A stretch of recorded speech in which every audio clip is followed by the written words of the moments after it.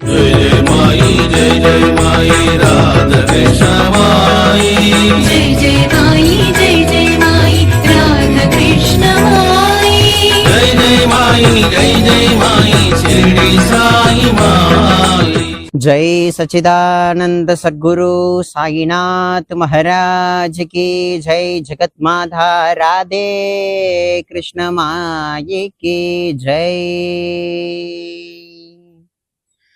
எல்லாம் அல்ல சத்குருநாதருடைய பரம கருணையினால ரொம்ப முக்கியமான விஷயத்த நம்ம அனுபவிக்க போறோம். என்ன மாதிரி விஷயம் அப்படின்னு கேட்டீங்கன்னா, இந்த உலகத்திலேயே உயர்ந்ததான பிறவி அப்படின்னா மனுஷ பிறவிதான். இந்த மனித பிறவியை கடைத்தேற்றக்கூடிய ஒரு உயர்ந்ததான விஷயங்கள் கொண்டதை தான் நம்ம இந்த பதிவுல பார்த்து அனுபவிக்க போறோம். அதற்கு மூலமான பெயர் என்னன்னா பக்தி அப்படின்னு சொல்லக்கூடிய ஒரு திருப்பெயர். பக்தி அப்படின்னாலே ராம பக்தி, கிருஷ்ண பக்தி, ஆஞ்சநேய சுவாமி பக்தி, முருக பக்தி அப்படின்னு நிறைய சொல்லிக்கிட்டே போலாம். தெய்வங்கள்கிட்ட காட்டக்கூடிய பக்தி தெய்வ பக்தி அப்படின்னு சொல்லலாம். அம்மா அப்பா கிட்ட காட்டக்கூடிய பக்தி மாத்ரு பித்ரு பக்தி அப்படின்னு சொல்லலாம். இது எல்லாவற்றையும் காட்டிலும் உயர்ந்ததான மனுஷ பிறவிக்கு நன்மையை கொடுக்கக்கூடிய பக்தி அப்படின்னா குருநாதர் மேல காட்டக்கூடிய பக்தி அப்படின்றத நம்ம தெளிவா சொல்லிக்கலாம். பொதுவா நம்மளுடைய வாழக்கூடிய இந்த பூமியானது ரொம்ப அற்புதமான பாரத பூமி. இந்த பூமிக்கு பேர் என்னன்னா பாரத பூமி, பாரத தேசம், புண்ணிய பூமி, கர்ம பூமி அப்படின்னு மகான்கள் எல்லாருமே அன்போட இந்த பூமியை பார்த்து அழைக்கிறாங்க. இந்த பூமியில அவதாரங்கள் அப்படின்னு பார்த்தா தசாவதாரம், எம்பெருமானாகிய ஈஸ்வரனுடைய அவதாரங்கள்னு பார்த்தா பல பல உண்டு. ஆனால் பெருமாளை காட்டிலும் ஈஸ்வர அவதாரத்தை காட்டிலும் மிஞ்சிய கருணாமூர்த்தியா வந்த மகான்களுடைய அவதார காரியங்கள் ரொம்ப ஜாஸ்தி. தெய்வ அவதாரங்களை காட்டிலும் அந்த தெய்வமே குரு வடிவுல இந்த தேசத்துக்கு தன்னை அர்ப்பணிக்கிறது மூலமா மக்களுக்கு மக்களோடு மக்களா பழகி அவர்களுக்கு ஆத்மீக லாபத்தை சொல்லி கொடுக்கக்கூடிய நிலையில இருக்கக்கூடிய மகான்களுடைய விசேஷங்கள் ரொம்ப ஜாஸ்தி. அவர்கள் எல்லாமே போதிச்சது என்ன அப்படின்னா பக்தி அப்படின்றதான் அவர்கள் எல்லாருமே போதிக்கிறாங்க. இந்த உலகத்துல 3 விதமான மார்க்கம் ரொம்ப விசேஷமானது. என்ன அப்படின்னா ஞான மார்க்கம், கர்ம மார்க்கம், பக்தி மார்க்கம் அப்படின்ற மார்க்கங்கள். இதுல எதை நம்ம அனுஷ்டிக்கிறது? பக்தி மார்க்கத்தையா, கர்ம மார்க்கத்தையா, ஞான மார்க்கத்தையா? இந்த 3 மார்க்கத்துல நம்ம எதை அனுசரணம் பண்ணா உயர்ந்ததான மனுஷ பிறவி எடுத்த பிரயோஜனம் நமக்கு கிடைக்கும் அப்படின்னா, அத மாதிரி ஒருத்தருக்கு சந்தேகம் வந்துட்டு, அந்த சந்தேகம் வந்தவரு திருவண்ணாமலைக்கு பக்கத்துல இருக்கக்கூடிய தப்போவனம், அந்த தப்போவனத்துல வீட்டில் இருக்கக்கூடிய சத்குருநாதர் ஞானானந்தகிரி சுவாமிகளை பார்த்து இந்த கேள்வியை வச்சார். சுவாமி, பக்தி மார்க்கம் உயர்ந்ததா, ஞான மார்க்கம் உயர்ந்ததா, கர்ம மார்க்கம் உயர்ந்ததா? இதுல எதை நான் அனுஷ்டிக்கணும் அப்படின்னு அவர் கேட்டிருக்கார். உடனே சொன்னாராம் நம்மளுடைய சத்குரு ஞானானந்தகிரி சுவாமிகள், ஞாபகத்தோட இருப்போம் அப்படின்னாராம். என்ன சுவாமி, எனக்கு ஒன்றும் புரியல. அதான் சொல்றேன், ஞாபகத்தோட இருப்போம் அப்படின்னாராம். என்ன சுவாமி சொல்றீங்க, எனக்கு இன்னும் புரியல. உனக்கு இன்னுமா புரியல? ஞான யோகம், பா பக்தி யோகம், கா கர்ம யோகம். அதனால ஞாபகத்தோட இருப்போம். இப்ப புரியுதா அப்படின்னு கேட்டாராம். அப்ப அந்த குருநாதர் என்ன போதிச்சார் அப்படின்னா, இந்த ஞானம், பக்தி, கர்மா இந்த 3மே வேறு வேற இல்லை, எல்லாம் ஒண்ணுக்குள்ள ஒன்னா இருக்கு, எதையுமே நீ பிரிக்கவே முடியாதுப்பா அப்படின்றாரு நம்மளுடைய சத்குரு ஞானானந்தகிரி சுவாமிகள். ஆகையினால எதை முதல்ல கடைபிடிக்கிறதுன்றது குழப்பங்கள் நிறைய உண்டு இந்த ஆத்மீக விஷயத்துல. ஆனால் குழப்பமே இல்லாத ஒரு பக்தி அப்படின்னா குரு பக்தி அப்படின்னு சொல்லக்கூடிய உயர்ந்ததான விஷயங்கள் உண்டு. அவ்வளவு எளிதா ஒரு ஜீவனுக்கு குரு மேல விசுவாசம் உண்டாகாது. முதல்ல எடுத்தவனே வர்றது சந்தேகம்தான் அதீதமா வரும். புரியுதுங்களா? அந்த விதத்துல குருநாதர் மேல காட்டக்கூடிய பக்தி, அந்த பக்தியினுடைய தாத்பரியம், அந்த தாத்பரியத்தினுடைய உச்சம், அதெல்லாமே நம்ம நிறைய அனுபவிக்க போறோம். இப்ப நம்ம எடுத்துக்கிற சப்ஜெக்ட் என்ன அப்படின்னா, எல்லாம் வல்ல சமர்த்த சத்குரு நம்ம சத்குரு சாயிநாதர் தன்னை நாடி வரக்கூடிய அத்தனை பக்தர்களுக்குமே எதை போதிச்சார் அப்படின்னா, ஞானத்தை போதிச்சாரா, பக்திய போதிச்சாரா, இல்ல காமனான விஷயங்களை சொல்லி போதிச்சாரா, பொதுவான விஷயங்களை சொன்னாரா அப்படின்னா, சுவாமி நம்ம சத்குருநாதர் மட்டும்தான் இல்ல, உலகத்துல உதித்த அத்தனை ஞான அனுபவம் கொண்ட உயர்ந்ததான ஞானிகள் போதிச்சது பக்தி அப்படின்ற பொதுவான விசேஷம் கொண்ட காரியம். ரமண மகரிஷி சொல்லக்கூடிய உயர்ந்த மகானை எடுத்துக்கிட்டீங்க அப்படின்னா, ஞானமே வடிவானவர். ஆனா அவரே பக்தியை கொண்டாடுறார். நாயன்மார்கள் ஆழ்வார்கள் சரித்திரத்தெல்லாம் அவர் ஞானத்துடைய உச்சம் அந்த சுவாமி. ஆனா நாயன்மார்கள் ஆழ்வார்களுடைய சரித்திரத்தை படிக்கும் போதெல்லாம், இதெல்லாம் எப்படியா நீங்களா படிக்கிறீங்க, என்னால ஒரு வார்த்தை கூட படிக்க முடியலன்னு அவர் கண் கலங்குறார். நம்ம பலமுறை சரித்திரங்கள் எல்லாத்தையும் பாராயணம் பண்றோம், ராமாயணம் பாராயணம் பண்றோம், பாகவதத்தை பாராயணம் பண்றோம். மேற்கொண்டு என்ன அப்படின்னா, சாயி சச்சரத்தை கூட பாராயணத்துக்கு மேல பாராயணம் பண்ணிக்கிட்டே இருக்கோம். ஆனா அந்த ரமண மகரிஷி மகான் சொல்றார், எப்படி உங்களால இவ்வளவு பாராயணம் பண்ண முடியுது, என்னால முடியலையே அப்படின்னு. ரமண மகரிஷியே அந்த பாவத்துல இருந்து அவருடைய திருவாக்குல சொல்றார். அந்த மாதிரி ஒவ்வொரு மகான்களுமே ஒவ்வொரு விதமான மார்க்கங்களை அனுசரணை பண்ணி தன் பக்தர்களுக்கு அதை ஈடு இணையா கொடுக்கறாங்க. அந்த விதத்துல எல்லா மகான்களும் கொடுத்தது பக்தி, குரு பக்தி. அந்த குரு பக்தியையே நம்ம சத்குருநாதர் எந்த விதமா கொடுத்திருக்கார் அப்படின்னா, நவவித பக்தியா கொடுத்திருக்கார். புரியுதுங்களா? நவவித பக்தி அப்படின்னு சொல்லக்கூடிய ஒரு உயர்ந்ததான விசேஷமான மனுஷனை கடைத்தேற்றக்கூடிய விஷயமான இந்த பக்தியை தான் பாபா தன்னை நாடி வரக்கூடிய அத்தனை பக்தர்களுக்குமே அவர் கொடுத்திருக்கார். புரியுதுங்களா? பொதுவா மகான்கள் எல்லாருமே தனக்கு வாயில வந்ததெல்லாம் உபதேசமா கொடுத்துட மாட்டாங்க. பொதுவா மகான்கள்லாம் யாருன்னா, பகவானே தான் குரு ரூபமா தரிச்சு வரார். பகவான் ஏன் இப்படி வரார் அப்படின்னா, நேர்லயே மகாவிஷ்ணு நமக்கு தரிசனம் கொடுக்குறாருன்னா, நம்ம இந்த கலிகாலத்தை சந்தேகப்படுவோம். நீனா விஷ்ணுவா அப்படின்னு சந்தேகப்படுவோம், நீனா ஈஸ்வரனா அப்படின்னு சந்தேகப்படுவோம், எல்லாம் நடிப்போம் நம்மளே. ஆனா அந்த பகவான் எளிமையான குணங்களோட, எளிமையான சொரூபத்தோட நம்ம மனுஷ ரூபத்திலேயே நம்ம கூட பேசுற மாதிரி பேசி, தோல் மேல கை போடுற மாதிரி போட்டு ஆன்மீக ஊசை ஏத்தக்கூடிய வல்லமை குருநாதர்களுக்கு தான் உண்டு. அதை நம்ம அந்த மகான்கள் கூடிய பழகுனாதான் அந்த விஷயம் நமக்கு புரியுமே தவிர, பார்த்தா ஒன்னும் நம்பிக்கை அவ்வளவு ஈஸியா வந்துடாது. புரியுதுங்களா?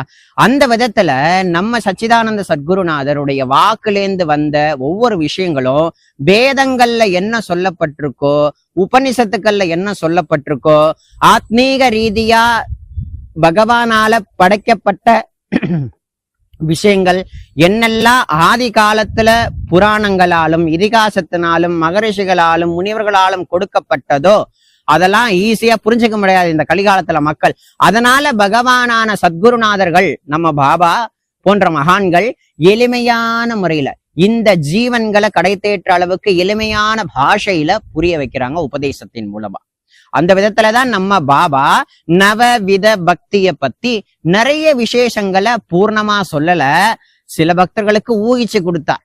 அதுல ஒரு பக்தர் தான் நிறைய மெத்த படிச்சிருக்கேன், ஆனா எந்த அனுபவமும் ஏற்படல அப்படின்னு சொல்லி ஒரு அடியவர் நம்ம பாபா கிட்ட வந்ததாகவும், அப்ப பாபா ஒரு குதிரைய அடையாளம் காட்டி அது ஒரு 9 லட்டி போட்டது, அதை உடனே அதை பொறுப்பான ஹிருதயத்தோட அதை அப்படியே ஒரு பையில அள்ளி வைத்து கொண்டார் போல பாபா ஒரு உபதேசம் பண்ணியிருப்பார். இது என்ன எனக்கு ஒன்றும் புரியலையே அப்படின்னு அந்த பக்தர் பாபாவோட இன்னொரு பக்தர்கிட்ட கேட்கிறச்ச, அவருடைய தன்மையிலேருந்து அவர் யோசிச்சு, தெய்வாதீனமா எனக்கு வரத சொல்ற நவவித பக்தியத்தான் பாபா யூகிச்சு சொல்றார் அப்படின்றதாகவும், இந்த நவவித பக்தியில ஏதேனும் ஒன்றை மட்டும் பிடித்து கொண்டால் இந்த மனுஷ பிறவி கடை தேறி விடலாம் அப்படின்றதையும் பாபா சொன்னதாகவும் சொல்றார்.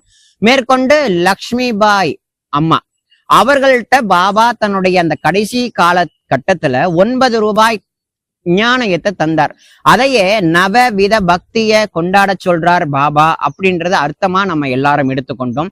இதற்கும் மேலா இன்னும் சில பல லீலைகள்ல அப்பா பீல் அப்படின்னு சொல்லக்கூடிய பக்தர் அவர் ஊருக்கு போயிருக்கார். அவர் ஊருக்கு போன நேரத்துல பாபா வேற ஒரு சுரூபம் தாங்கி அவங்க வீட்டுக்குள்ள போனாக்கா அந்த அம்மா 2 ரூபா கொடுத்துருக்கு.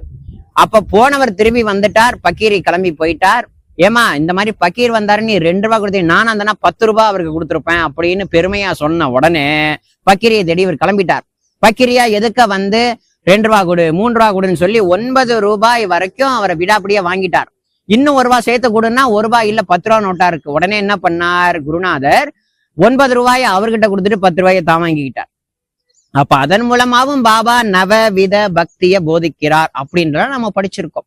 சரி, இந்த நவவித பக்தி அப்படின்னு சொல்றோமே, இதெல்லாம் என்னப்பா இது அப்படின்னா, நவவித பக்தின்றது புராண இதிகாச பாகவதத்தை சார்ந்தது. பகவான அடையணும்னு ஒரு மனுஷ பிறவி எடுத்து ஒரு ஜீவன் கலங்குது, எனக்கு இனிமே இந்த பிறவியே வேண்டாம், பட்டதெல்லாம் போதும், சுத்தி எல்லாமே நம்பிக்கை துரோகமா இருக்கு, சுத்தி எல்லாமே மனசை காயப்படுத்திக்கிட்டு இருக்கு, மனசுல சாந்தியே இல்ல அப்படின்ற ஒரு நினைப்பு வந்து, நம்ம ஏன் தான் பிறந்தோம், நம்ம எதுக்குடா வளர்ந்தோம், நமக்கு ஏன் பகவான் சீக்கிரம் கூட்டுக்க மாட்டானா அப்படின்ற சிந்தனை உள்ளவர்கள் எல்லாருமே இந்த நவவித பக்தின்னு சொல்லக்கூடிய மார்க்கத்துக்குள்ள வந்தா, எளிமையான மார்க்கம், அது ரொம்ப கஷ்டமே கிடையாது, எளிமையான மார்க்கம். அதை தான் நம்ம அடுத்தடுத்த வீடியோல நம்ம அனுபவிக்க போறோம்.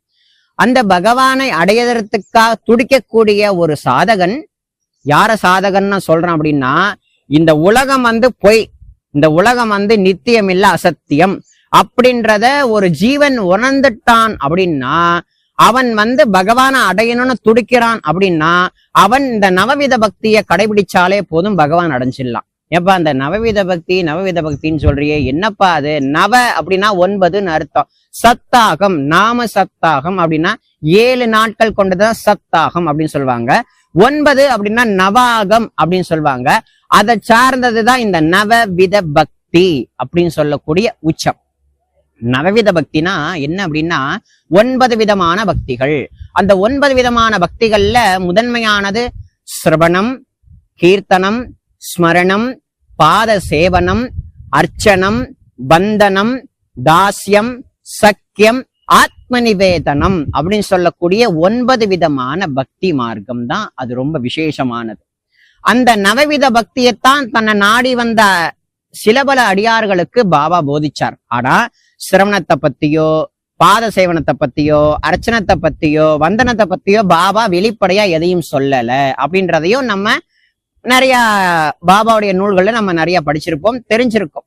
சரி, இப்ப இந்த நவவித பக்திய பாபா யார் மூலமா தன் பக்தர்களுக்கு போதிச்சார் அப்படின்னா, பாபாவுடைய பரம பக்தையும் ஜெகத் மாதாவுமான ஷிரடியை உயர்ந்த சேத்திரமாக்கி ஷிரடியை உயர்ந்த சமஸ்தானமா மாற்றிய நம்மளுடைய அம்மா ஜெகத் மாதா, பாபாவுடைய பரமபக்த ராதா கிருஷ்ண மாயி அம்மாவின் மூலமா தன் பக்தர்களுக்கு பாபா போதிச்சிருக்கார்.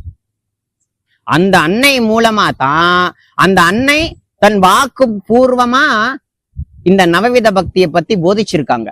அப்படி போதிக்கப்பட்ட நவவித பக்தியினுடைய விசேஷங்கள் ஒன்னொன்னுக்கும் என்னென்ன அர்த்தம், சிரவணம்னா என்ன, கீர்த்தனம்னா என்ன, ஸ்மரணம்னா என்ன, பாத சேவனம்னா அது எப்படி இருக்கணும், அடுத்து அர்ச்சனம்னா எப்படி, பந்தனம்னா எப்படி, தாஸ்யம்னா என்ன, சக்கியம்னா என்ன, ஆத்ம நிவேதம்னா என்ன, அந்த 9 விஷயத்தையும் தான் நம்ம இந்த நவராத்திரி தினம், நவராத்திரின்றது அம்பாலை சார்ந்ததுன்னு நம்ம சொன்னாலும் அந்த அம்பாலும் தெய்வம் தான். இந்த தெய்வத்தை அடையறதுக்கான மார்க்கம் இந்த நவவித பக்திக்குள்ள அப்படி அழகா இருக்கு.